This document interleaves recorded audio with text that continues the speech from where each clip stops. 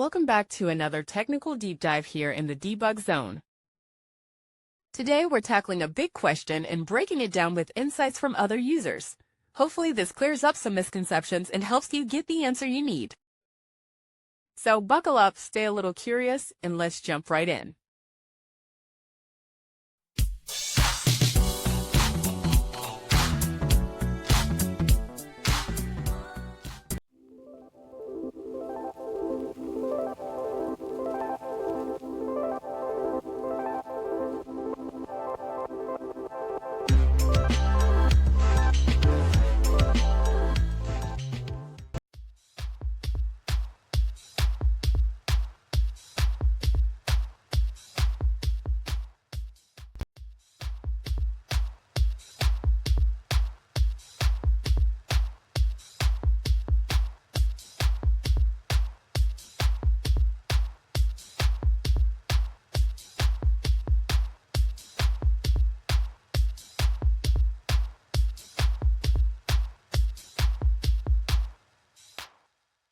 And that's a wrap.